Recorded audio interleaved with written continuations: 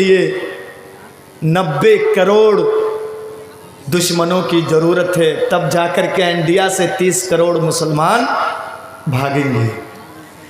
30 کروڑ مسلمانوں کو مارنے کے لیے 90 کروڑ کیا کہتے ہیں دشمنوں کی ضرورت ہے، تب جا کر کے مسلمانوں کو یہاں سے بھگایا جائے گا۔ گھبراؤ نہیں، اسی لیے اللہ نے قرآن میں کہا ہے اے مسلمانوں تم گھبراؤ نہیں، وَلَا تَهِنُوا وَلَا تَحْزَنُوا وَأَنْتُمُ الْأَعْلَوْنَ إِن كُنتُم مُؤْمِنِينَ۔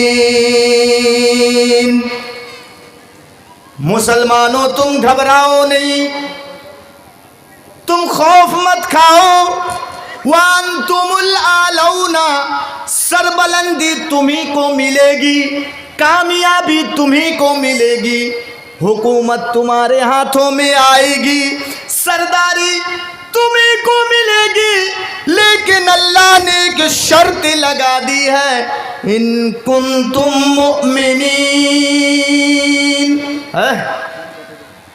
پہلے مومن بنو، اس کے بعد یہ ساری چیزیں ملیں گی۔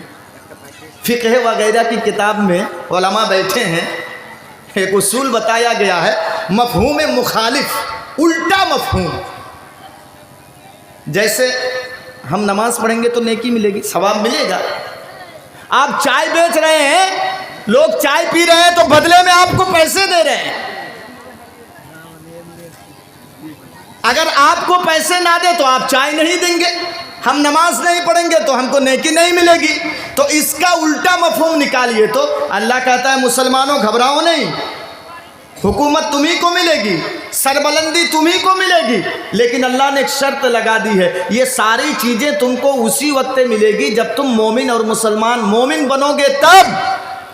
اس کا الٹا مفہوم نکالیے، آج ہمارے پاس سرداری نہیں ہے، آج ہمارے ہاتھوں میں حکومت نہیں ہے، اس کا مطلب ہم مومن نہیں ہیں۔ سمجھ میں آ رہی ہے نا بات؟ نہیں آئے گی تو پھر دوسرے انداز میں سمجھاؤں گا، بتائیے گا۔ درسی ٹائپ کی تقریر کر رہا ہوں آج میں، کچھ سیکھ کر کے جائیے۔ سمجھ میں آئی کہ نہیں بات؟ اب آپ سوال کریں گے کہ مولانا آپ جو مومن کی بات کر رہے ہیں اور حقیقت میں ہم دیکھ رہے ہیں کہ حکومت ہمارے ہاتھوں میں نہیں ہے، ہم ذلیل رسوا ہو رہے ہیں، تو کیا حقیقت میں ہم مومن نہیں ہیں؟ اچھا آپ بتائیے تو مومن کس کو کہتے ہیں؟ مومن کی پہچان آپ بتا دیجئے۔ آئیے قرآن کی جو دوسری آیت میں نے تلاوت کی ہے آپ کے سامنے، وہ پھر سے پڑھ رہا ہوں، ترجمہ کر رہا ہوں، اور میں فیصلہ نہیں کروں گا، فیصلہ آپ کریں گے، ملا کے دیکھیں گے کہ کون مومن ہے اور کون مسلمان ہے۔ چلیے قرآن کی دوسری آیت جو آپ کے سامنے پڑھی گئی ہے، انما المؤمنون الذین اذا ذکر اللہ وجلت قلوبهم، ایک وَإِذَا تُلِيَتْ عَلَيْهِمْ آيَاتُهُ زَادَتْهُمْ إِيمَانًا، دو وَعَلَى رَبِّهِمْ يَتَوَكَّلُونَ، تین الَّذِينَ يُقِيمُونَ الصَّلَاةَ، چار وَمِمَّا رَزَقْنَاهُمْ يُنْفِقُونَ۔ 5 پوائنٹ، شاید میں یہ مکمل نہیں کر پاؤں گا۔ مومن کی پہچان، یہ دیکھیں کہاں سے بات کو میں لے جا رہا ہوں۔